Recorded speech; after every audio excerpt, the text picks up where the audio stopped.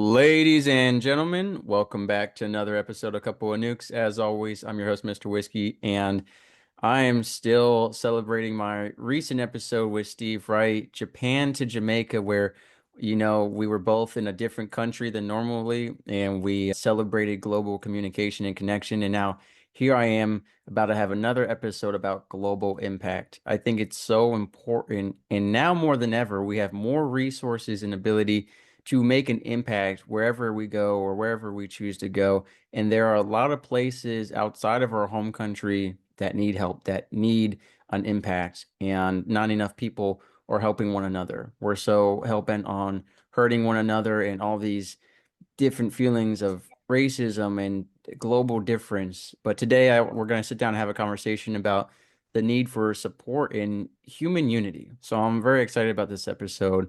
And before getting into it, I have to acknowledge Mr. Mark Porteous, the soulful leader, for this connection. He connected me and the guest today. So shout out to Mark Porteous, great guy. I have had the pleasure of going on a few cruises with him to mastermind and have conversation, guested on his podcast. So thank you to him for this connection, for connecting me with Paul Waterboy Brown. I am excited for this conversation.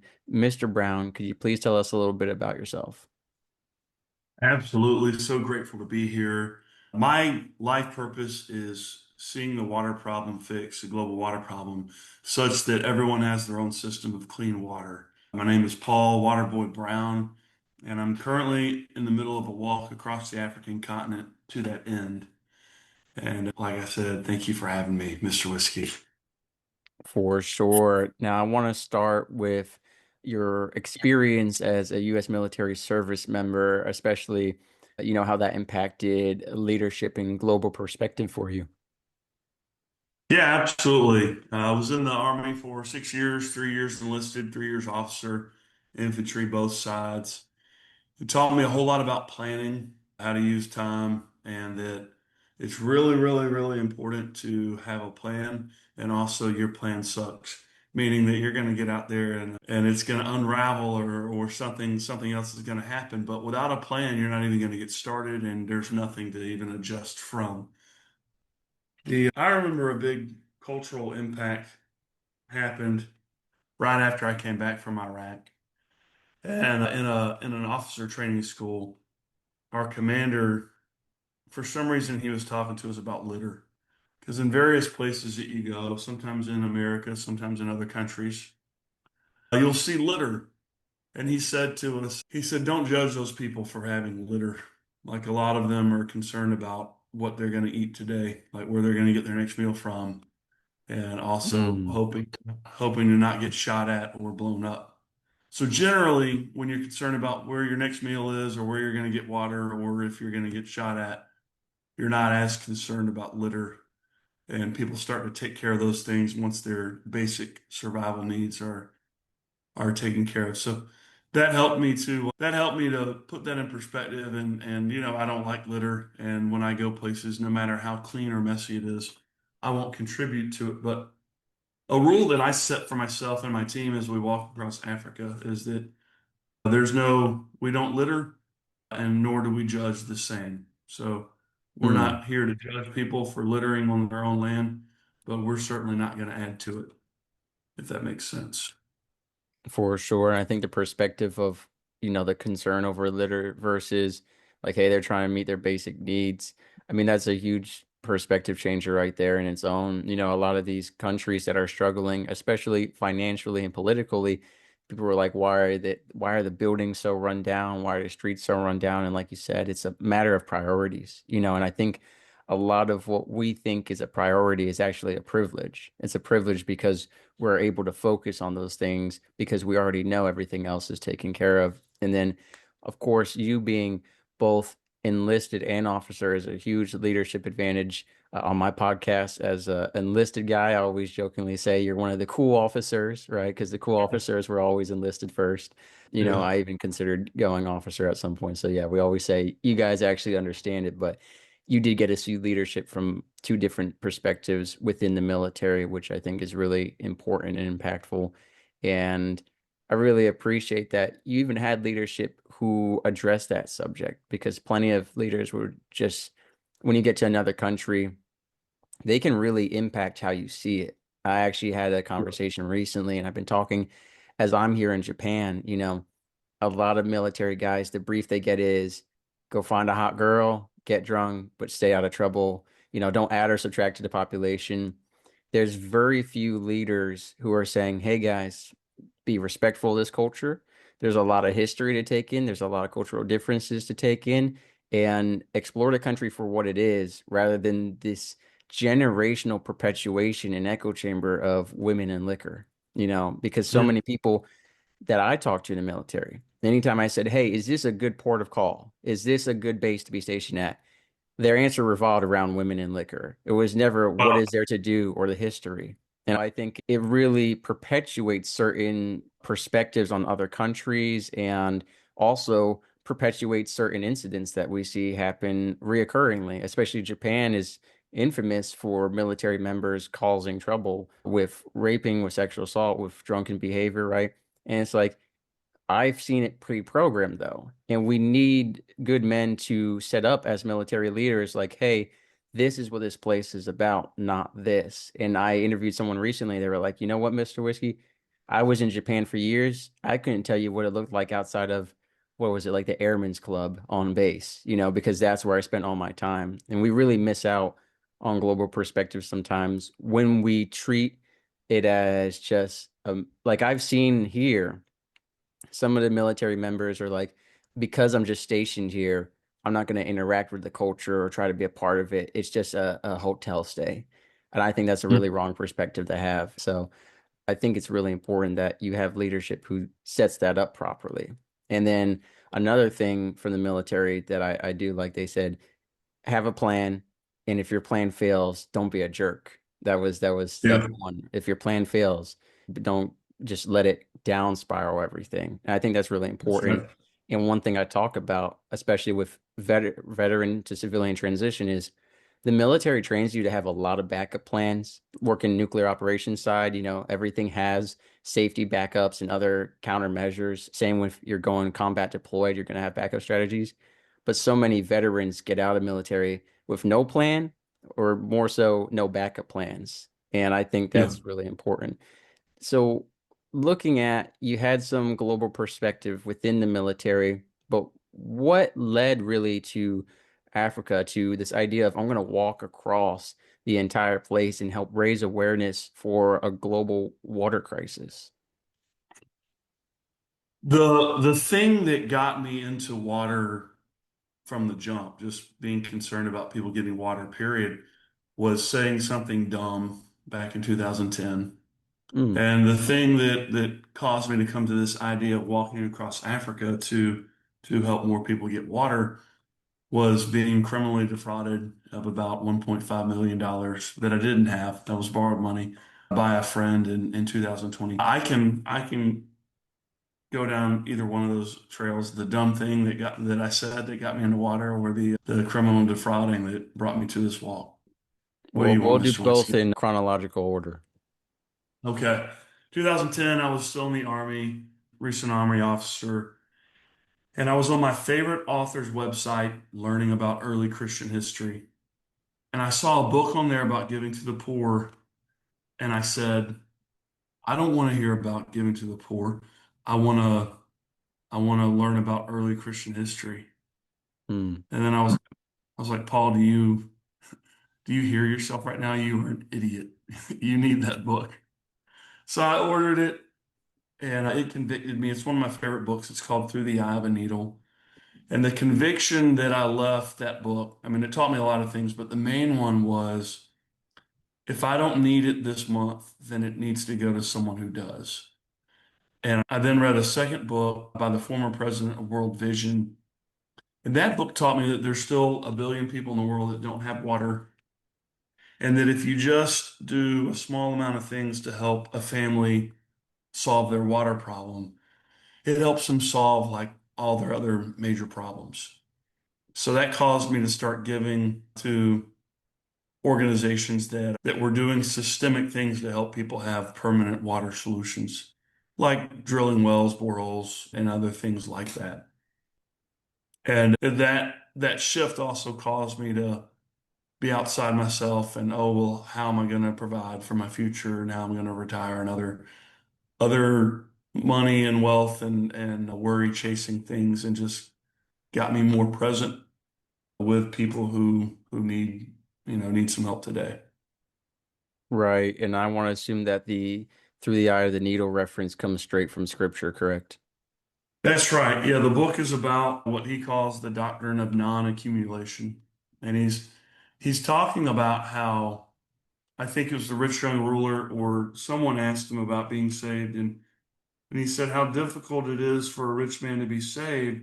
It's easier for a camel to go through the eye of a needle than for a rich person to be saved. And people put all sorts of interpretations on that, and there's all sorts of explanations for it. But other places, Jesus says things like, where your treasure is, there your heart will be also. And modern readers of that scripture, especially evangelicals, and that's kind of how I grew up, will be like, oh, well, you know what? I don't treasure my things. Really, what I treasure is heaven. But he didn't say, oh, well, your treasure will be wherever you say it is or wherever you think it is. Your heart will be wherever your treasure is. So the way we decide where our heart's going to be and even end up is ultimately not just in what we say we treasure, but where our actual treasures are. That's how I take it. 100%. And a story I like to share all the time, I heard a long time ago, was this man was told, "You're going to die soon," from an angel told him. And this is more of a biblical comic than truth, but there's great value in the lesson there, which is this angel tells this man, "You're going to be dying soon, get your orders into a fair, and you can bring one thing into heaven, so plan accordingly." And this rich guy, he goes and sells his mansion, his cars, all his assets. He liquidates them into just a suitcase packed with gold bricks. And he passes away, gets to heaven with his suitcase, the one thing he was allowed to bring. And he opens it up and he's shown off to the angel. Look at all this wealth I accumulated. Look at all this that I've made. And the angel is perplexed, scratches his head and said, "Why did you bring the paving bricks of the street to heaven?" And he looks and the streets are made of gold bricks. When I heard that, it really stuck with me. I was like, wow, he spent his Yeah, whole life. And you read Ecclesiastes and Proverbs, to what means do we toil for all this stuff and then pass away and never even use? Why do we accumulate all this wealth? And like you said, it's that's to right. serve others. And I really like, if I don't need it this month, someone does. And if we can fix their water, it fixes a lot of things. Goes back to you and I earlier talking about the chain reaction of priorities and perspective, right? If they have water, now they can focus on maybe it's food or maybe it's whatever else it is. But I agree 100%. So that's the first part. And then you mentioned it sounds like being scammed, if I'm tracking correctly. Yeah, yeah, and there's something in between that I'll need to tell you too, but I'll point out just to make sure that you'll hear me talk about water systems. And for me, everything needs to be a system. Because if I go over Right. there and I just give somebody water, or even if I go over there and I drill a water well for them, that doesn't really do much. But when we train people on how to drill their own wells, which is what we like to do, or we train people on how to maintain their own lifetime water filter and Mhm. distribute more to their neighbors, well, that's a system, and that empowers them, and that also leaves the responsibility with them, and it respects their abilities. So instead of being help that hurts, it's just, hey, there's a little bit of gap here. I can help with it once. You can own it and run Mhm. it and expand it. The That is fish a much versus more, fishing. We've heard that, if that's you give a person a fish, they're fed for a meal. You teach them how to fish, they can feed and sustain themselves. So, that's right. That's right. And when we make sure that they own the pond and the fishing equipment and have some say in what happens yeah, upstream and downstream, yeah.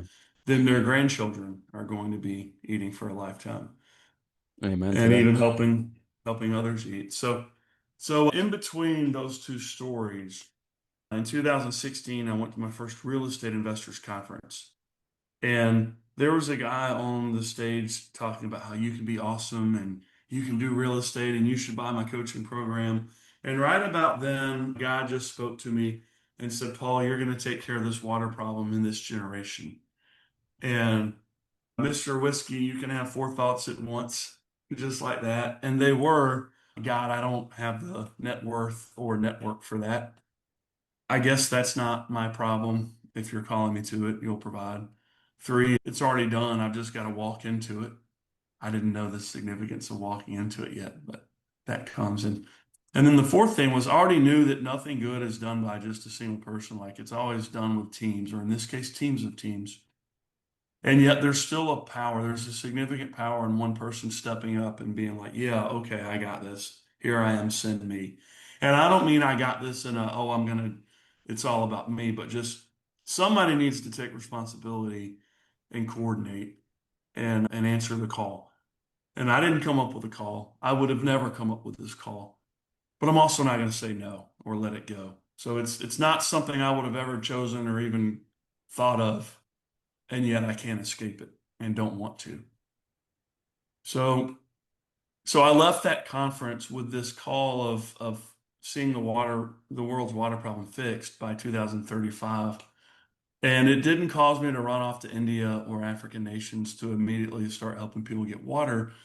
Because one, I didn't know how to, and two, I didn't have the monthly sustainable income for that. So I would have just been back 3 weeks later out of money, not knowing what to do, not have even made a dent in the problem, and back to work for the man.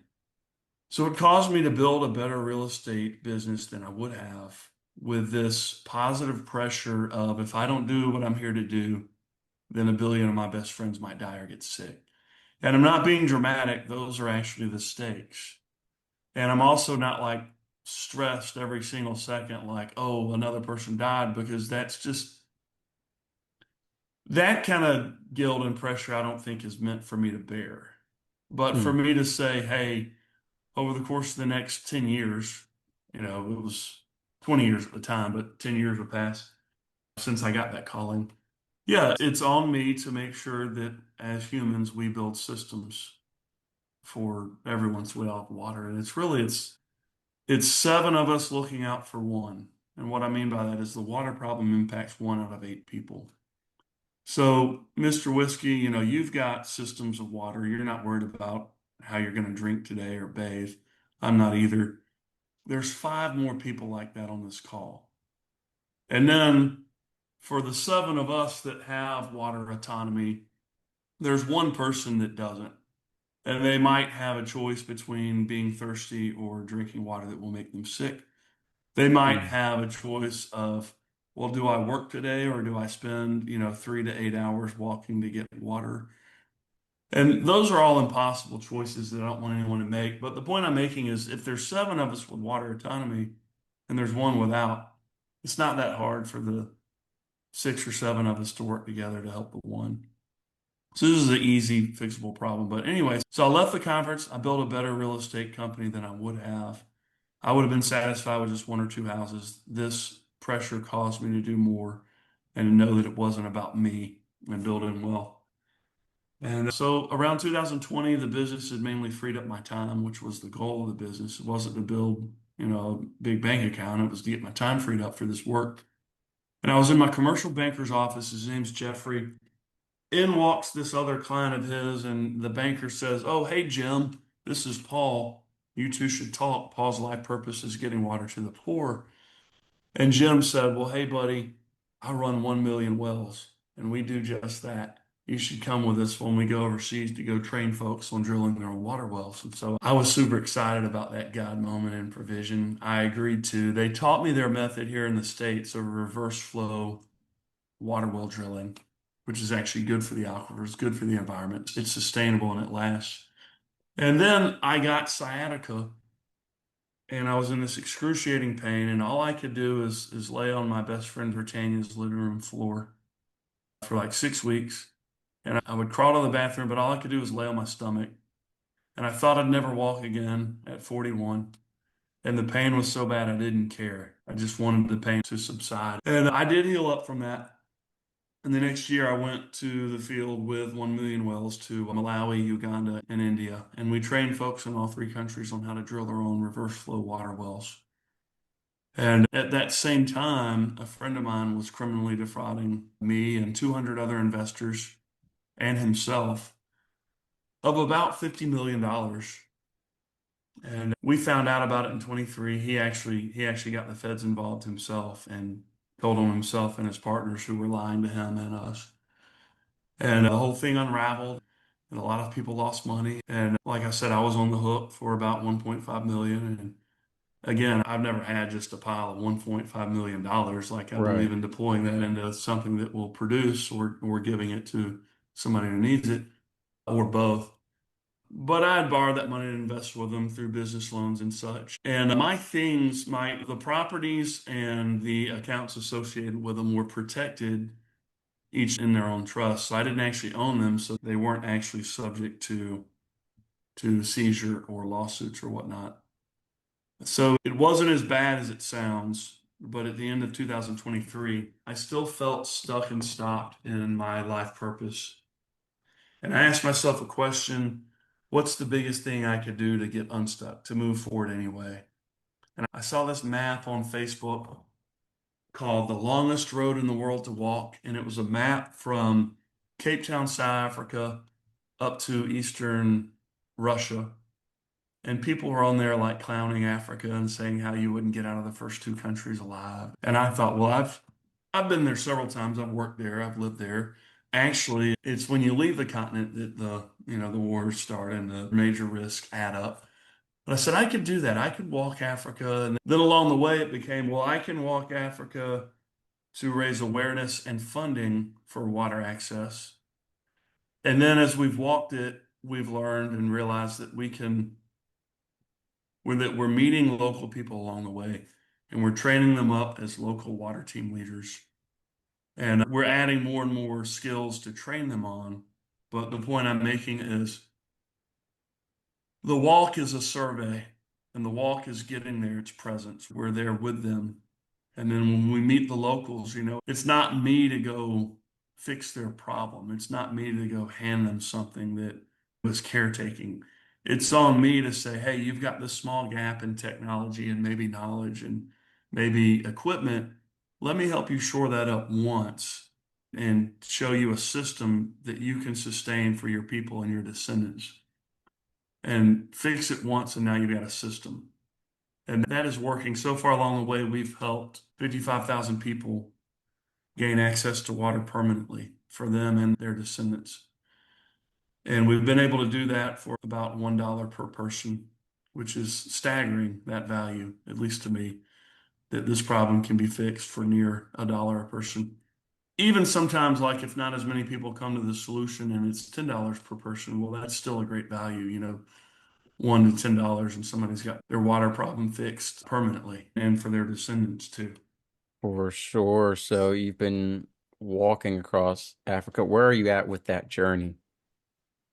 The walk itself is currently in eastern Zambia. We started on the southwest coast of Africa in Walvis Bay, Namibia, and we walked across 4.5 countries so far. We've got another 8 to go, 7 or 8 to go. We want to walk more continents after this, but one continent at a time.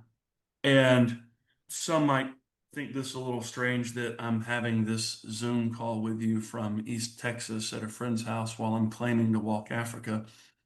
And the calculus on that is that, I'm walking the continent with a team, with a support vehicle. I'm not the first person to do it. I'm not doing it the longest or the hardest or the best. I interviewed a guy named Mario Rigby on my podcast right before I did this journey, and he walked it south to north in a longer route that we're taking, a more dangerous route. No team, no support, no vehicle. And that gave me the freedom to be like, okay, well, this is not going to be primarily about the walk or how awesome I am that I can walk a continent. Look at me. Right. The walk's going to be a container for the story, the backbone of the story, for who we meet along the way. And that's who's really important is one, who we meet along the way, and then two, how we help them make the world aware of their challenge, a very fixable challenge, by the way, and two, how we help them specifically solve that problem permanently. So as we walk, our favorite thing to do is just find a place on the side of the road where we can get the tent out of the car and camp on the side of the road each night. But that requires there to be enough room that we're free to use for the car and the tent and for us to be far enough from the road to be safe. And we find that about half the time, but we don't always find it. Or maybe there's elephants, so it's not safe to sleep there. So what we do, and there's not elephants in most places, but that is something to evaluate sometimes. Sometimes we have to go get a hotel or a hostel or a campground, or we'll get an invitation to camp in somebody's yard or sleep in their house. And whether we leave the walk for a night or for a few months for me to come back and fundraise in the States and talk with wonderful folks like you, we always take pictures and videos of the point where we stop walking and a grid coordinate. And so that way we can go back to the same and pick the walk back up. I completely agree that the way you're doing it, really removes the pride from it because, like you said, it's not about the walk, it's about the sustainable water systems and the purpose. So I think that's That's great. right. And to see it expand beyond that to other continents in the future is definitely super important. So I want to just go over, you're talking about fundraising. So I want to talk a little bit about your website. You got a newsletter, a podcast. So I want to talk a little bit about that. This is not obviously you're doing it out of the goodness of your heart, but it does need to be funded to be able to do the training, to get the equipment, to do this journey. So tell us a little bit about that. Certainly. So, yeah, there's a piece of me that I think because of some past trauma and maybe even personality where like I'll think everything's my not just responsibility but fault. And I've worked through that trauma. But some friends of mine have said, Paul, like you should invite us more into what you're doing and don't let it be that you're having to do everything. I've appreciated that feedback. So yeah, I invite you and you, dear listener, to be a part in whatever way feels good for you. The best way to get started is simply to donate $1. And the reason I call people to $1 is because it's not really a dollar, it's a life. And it's a life permanently empowered with water freedom, with water autonomy. So it sounds small, $1. But if you're listening to me, whether you're Mr. Whiskey or you're the person behind the screen or hearing my words, well, this is our first time talking. This is probably your first time hearing my voice. And so you don't fully know me, and that's okay. And I don't fully know you, but I appreciate that I can be here with you in this time, in this moment. And so I would say don't do nothing, but also don't think that you have to commit to some huge thing right now. Just go to water.work and give $1. If something moves you to give more, great. If something moves you to give monthly, great. Give $1 a month. But when you do that, that allows our team to send you specifics of where that dollar lands, the project team leader and the lifetime filter custodian. Those two people have real names and they're getting it, they themselves are getting that water to another 30 to 298 names, depending. And I can show you the village and their grid coordinate where those lives live and are being impacted. So, but start with $1. It's small. There's not really risk in that. And then we can build a relationship from there. But yeah, that's the very specific call to action. That's the very specific ask. That is built upon my absolute belief and conviction that this water problem of 1 out of 8 of us, 1 billion people might die or get sick today because they don't have clean water. I have an absolute conviction that that is a fixable problem, that it's a problem that we can fix in this generation in the next 10 years, that we will do it, and that the world will be better when we all have access to clean water. And even us in the developed nations where that's not even a thought, whether you're thinking about people that didn't have water now having clean water, or you're directly impacted by it because there's less war and there's less turmoil and there's less global suffering, like all of our lives are going to be better by it. But at the same time, I don't want to burden anyone and be like, well, this is my life purpose, so it should become your life purpose too. No, that's really between you and God. But without altering your life and without inconveniencing yourself too much, we can all still help with a small amount of money, knowing that, wow, this is going to have a big payoff and a big impact. So, yeah, that's the call to the person. We recently got our first grant from Sawyer Foundation. That's the same foundation associated with the company that makes the filters that we help people get clean water with. We ourselves help other organizations like 1 Million Wells who trained us on how to teach people to drill their own water wells. So we help them do that work either through volunteering or contributing. We do both. And then I've got a lifetime commitment to never take a salary from this work. And it wouldn't be illegal or unethical for me to take a salary from the nonprofit that I've set up and that I'm giving my life to. But I don't need to. God's blessed me with, some success in real estate, and I'm now selling all that real estate so I can focus on this water work. But He's also blessed me with the VA taking care of me from disability sustained while I was in the Army. And so God's already provided for my life through those means. So it puts me in a position where I can commit to never take a salary from this work. And at least in the beginning, we've been able to pay the marketing and admin costs of this nonprofit so that when people give, 100% of those donations go to the program cost, goes to the water work, so that people aren't worried about, like, am I giving to a bloated, huge nonprofit? Am I giving to Paul Brown's life so that he can fly around? Nope, Paul Brown takes care of those costs himself, and your money goes straight to the water work. And I want to speak also just talk about the impact and significance of $1 in its output, but the input, which is you giving $1, how much does it change your life? Most of us have $1 to spare. We also have a few seconds to a few minutes to share the podcast episodes, to share your website, to make a social media promotion, or to bring it up in conversation. So I highly encourage everyone, it's not just money, but also time. And it's not a significant amount of time for you to give up a few seconds to share a link or to share an episode or to share a post, but it can reach someone during that time that donates a lot of money or donates their time or leads to a big impact. So even just investing a few seconds and minutes can have ripple effects beyond our understanding. And I like to say, every podcast episode, every social media post, everything that we share, God is taking to the people that need to see it. So never doubt saying, well, if I just shared his website on my website or online or whatever, where is it going to go? God is capable of taking it to where it needs to be. So I ask you not to just donate money, but to just do that simple task of a few seconds or a few minutes to share this episode or the website link or whatever you're called to do.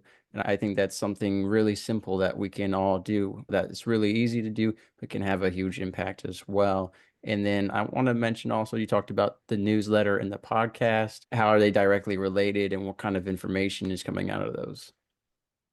Yeah, thank you, Mr. Whiskey. So I send cinematic updates from the field about once a week. It's a brief newsletter, and we do our best to write it in an entertaining manner, in an unpolished manner. And I look for what's the biggest emotional, vulnerable arc of the week. And oftentimes I ask myself the question, what's the one thing that a nonprofit would not want to tell their donors? And that's the story we want to tell. So recently, I've sent out newsletters about one of our team members lost the debit card. Well, that was the subject of the newsletter and the redemption that came from that. Most nonprofits aren't going to tell you that, oh, yeah, we lost our debit card that you're donating to. Well, it happened. So we told them, well, I want the donors and the readers to know, hey, whatever happens, Paul's going to tell me the truth. This team's going to tell me the truth. A week after that, I sent out a newsletter about me. It started with me yelling and cussing at my best friend and employee, Evans, for doing something he shouldn't have been doing and telling himself to look in the mirror and fire himself. And then I continued it. He did. I walked, and this time not for water, but for distance. And, I'm not the hero right now. I'm the problem. And we explained how it all like went down and I went back to him and talked it out, and he asked forgiveness for what he had done, and I asked forgiveness for what I had done. And again, that's not something that a company or a nonprofit is generally going to tell you, but it Mm. happened. So I want to bring you along for the journey as though you're here with us. So yeah, those newsletters come, and there's a podcast as well. We're on episode 31. We haven't published new episodes in a while, but I do want to bring that back.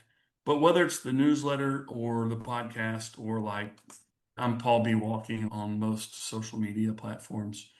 All those things, if you donate $1, and I'm not saying this to try to get you to give me money, I'm saying there's a trigger that happens. So if you go on water.work and you donate $1, then it collects your email address. It discloses that I'm going to email you. So now you're on the email list where we update you every week. And of course, you can cancel at any time. And there's also in the newsletter and on the website, there's links to all those things, the podcast or the social or whatnot. And to be absolutely accurate and clear, that site, water.work, is a redirect to our Zephy.com site. And Zephy is an organization that collects funds and does tax receipts for nonprofits like ours. So that way everything's automated. And I don't have anybody's financial information, don't want it. So when you go and you donate there, like we're not getting your credit card. Zephy handles all that stuff for us and they've got secure tech for that. And so I don't have to get involved in that.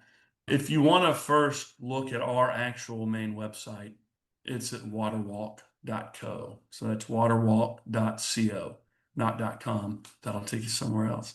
Waterwalk.co. Both of those are redirects to the website, but it's just easier to remember either water.work to donate or waterwalk.co to go check us out. And what about servantleadercharities.org? Yeah, that's what waterwalk.co directs you to. Okay, So perfect. it's harder to say that and for people to remember those three long words or to spell it right. So waterwalk.co will redirect you there.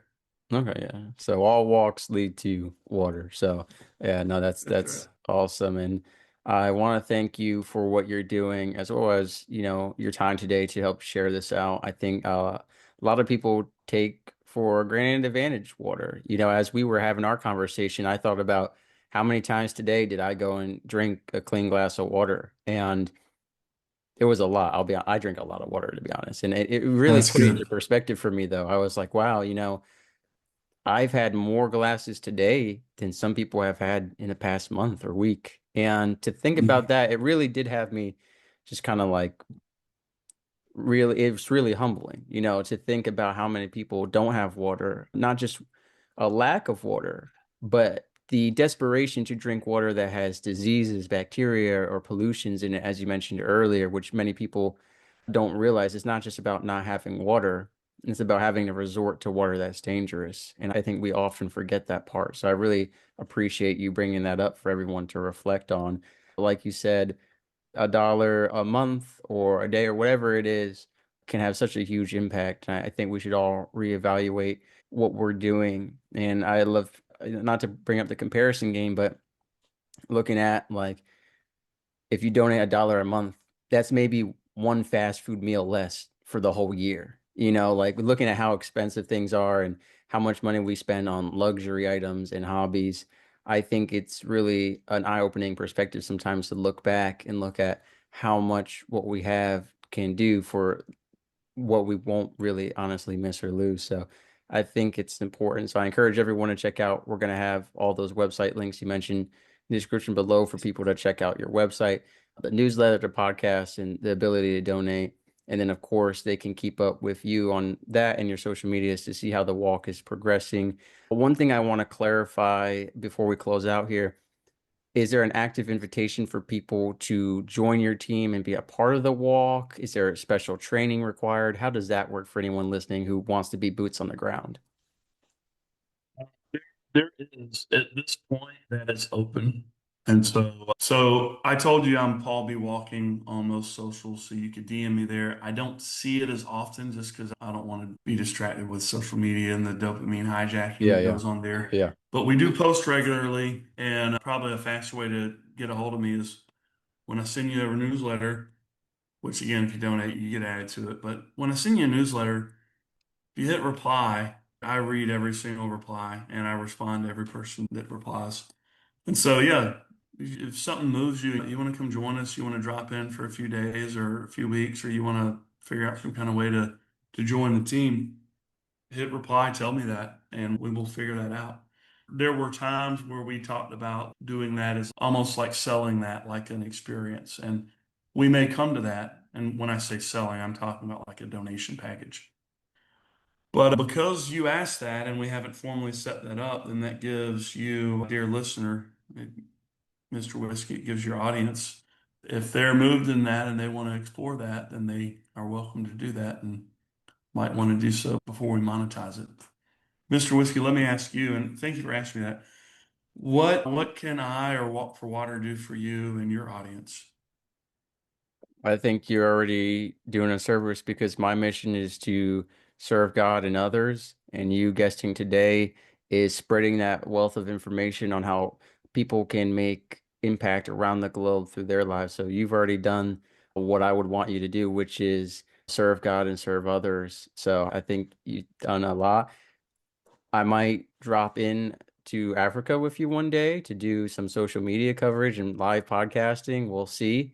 Yeah, I never thought I would be there, but like you mentioned, God really calls us to stuff we never imagined. I never thought I would be podcasting or speaking on stage or talking about global connection. And God has taken me to some places and researched some countries that I never imagined. So I just encourage everyone, myself included, to not just hear this conversation, but to pray and reflect on it, to lean in and hear if maybe there's a greater calling. Maybe it's not walking across Africa to help, train, create these sustainable water systems, but God might have a adjacent mission for you somewhere in the States or Europe or that's wherever it right. may be.